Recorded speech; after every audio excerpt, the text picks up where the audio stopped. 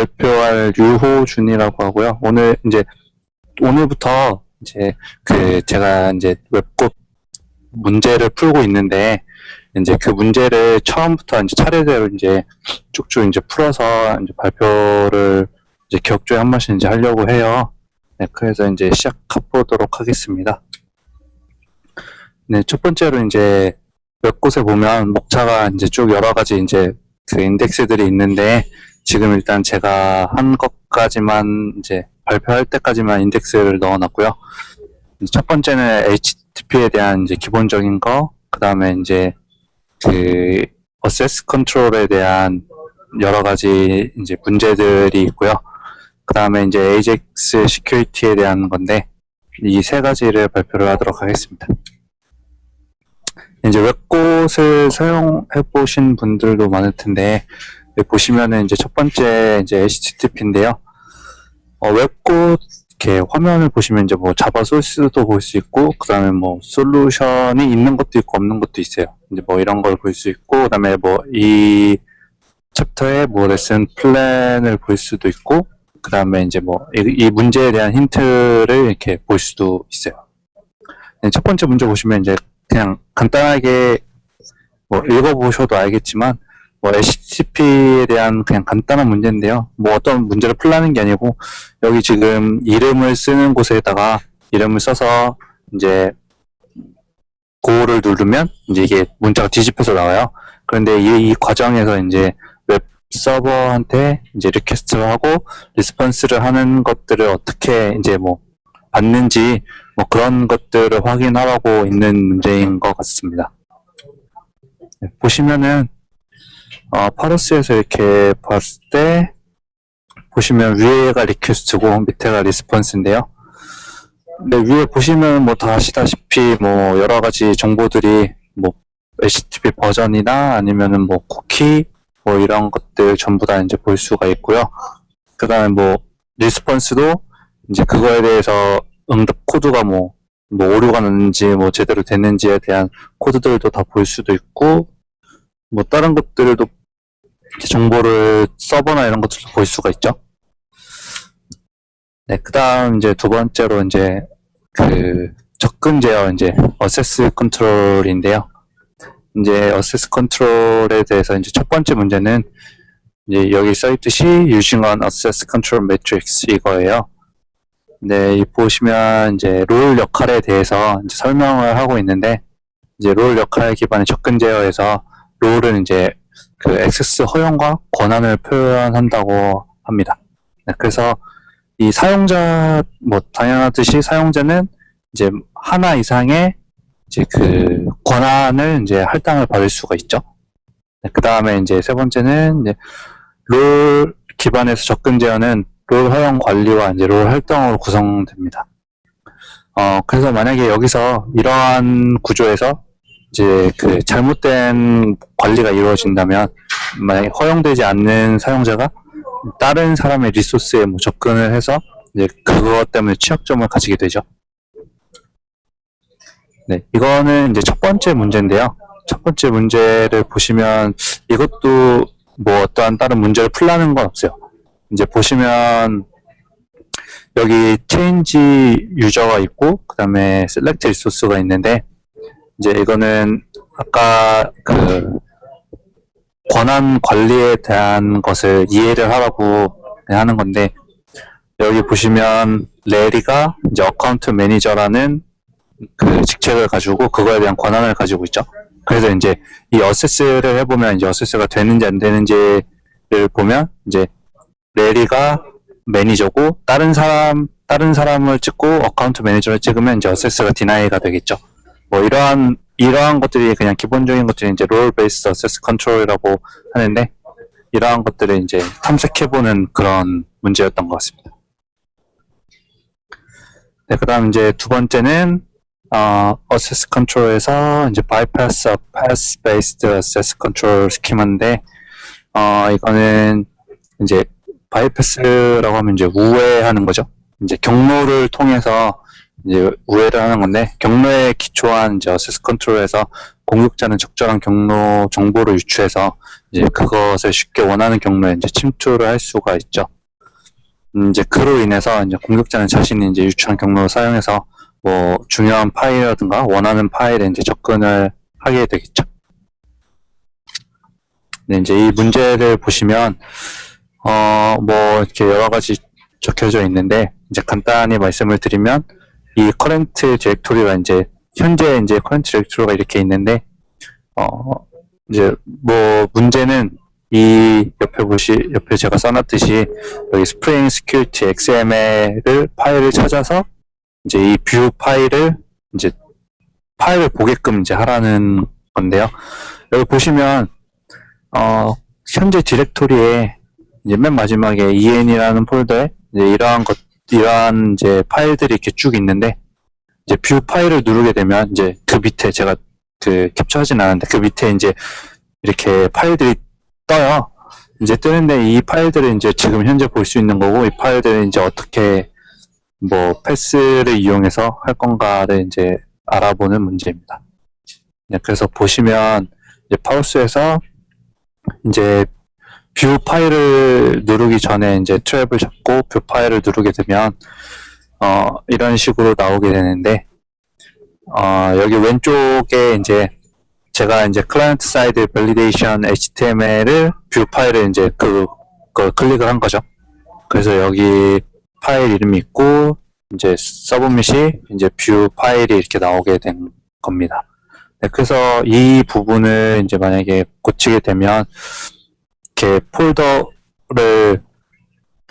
이제 상위 폴더로 가는 것들을 계속 이렇게 여러 가지 그냥 노가다로 이렇게 탐색을 해서 이제 알아보게 된 결과 이제 그 5번째 위에 상위 폴더에 이제 이런 웹 INF라는 이제 폴더가 있었고 그 안에 이제 이 엑셀 파일이 있다는 걸 알 수 있어서 이렇게 고쳐서 이제 다시 이제 컨티뉴를 해보면 이제 이 파일을 보게 되는 것들은 이제 성공이 됐다는 것들이 이제 허락이 됐다는 것들이 이제 이런 표시가 나오죠. 네, 이게 두 번째 문제였고요. 네, 그 다음에 세 번째 문제는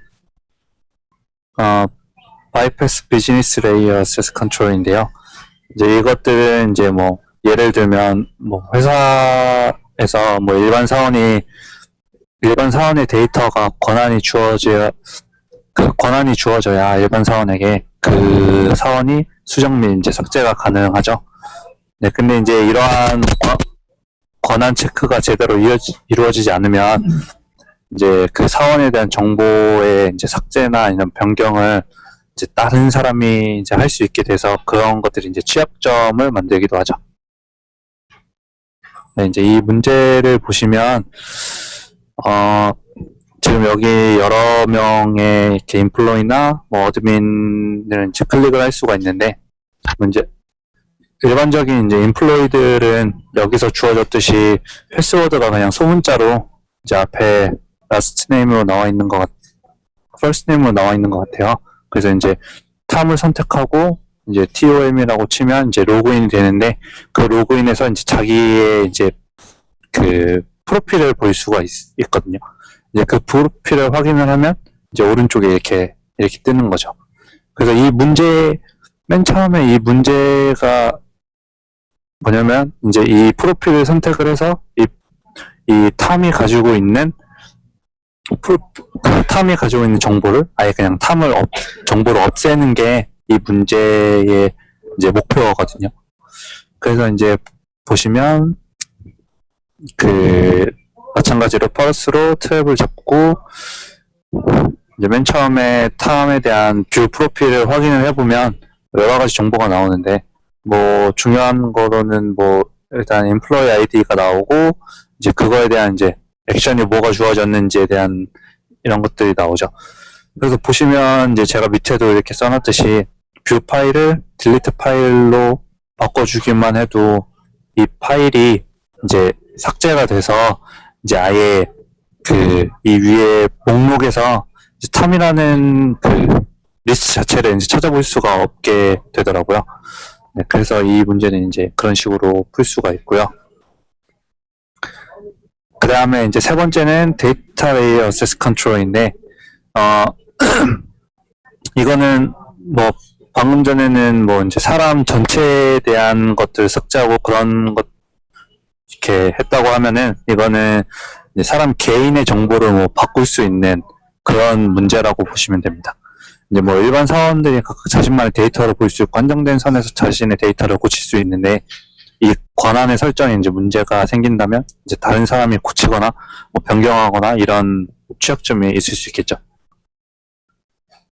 그래서 이제 여기서 마찬가지로 보시면 이것도 아이디 105번으로 똑같이 그 아까 톰에 대한 이제 그런 아이디인데, 이번에 이제 이 아이디 자체를 바꿔버리면 이제 다른 사람의 것이 뜨면서 이제 이 사람의 것을 볼 수가 있게 되는 겁니다. 원래 이제 이러한 프로필 자체는 보통 이제 개인밖에 이제 못 보게 되어 있는데, 이런 식으로 이렇게 되어 있더라고요.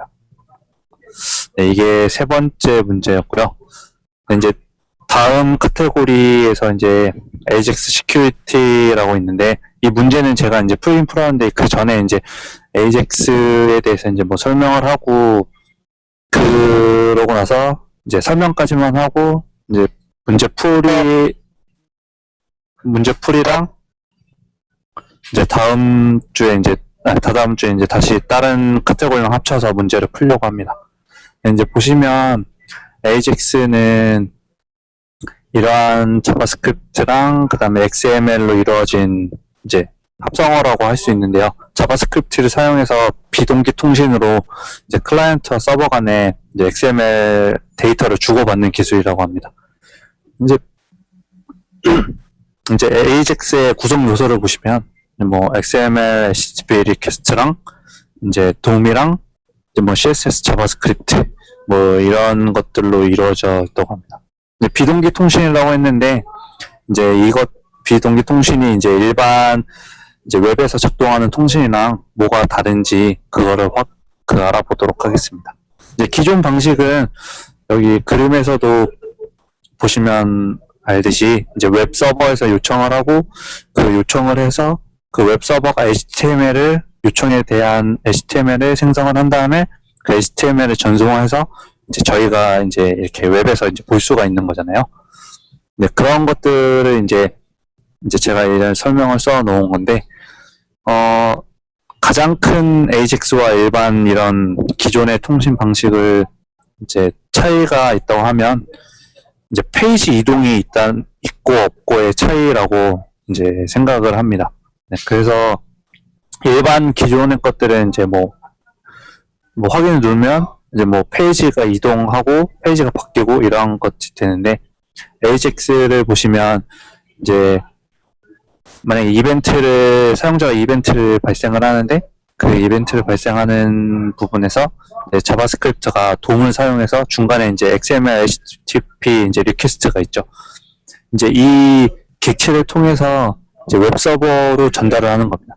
그래서 이제 전달을 하게 되면 이제 이 웹 서버에서는 HTML을 만드는 게 아니고 뭐 간단하게 뭐 XML이나 텍스트만 생성을 해서 다시 이제 이 XML, HTTP 리퀘스트에 보내면 이제 거기서 또 자바스크립트 DOM을 이용해서 이제 그 데이터만 이렇게 전송을 해주는 거죠. 따라서 이제 뭐 페이지 이동이 발생되지 않고 그냥 페이지 내부에서만 변화가 일어납니다. 네, 지금 이렇게 AJAX 알아봤고요. 이제 다음에는 AJAX랑 다른 문제들 더 이렇게 해서 발표하도록 하겠습니다. 감사합니다.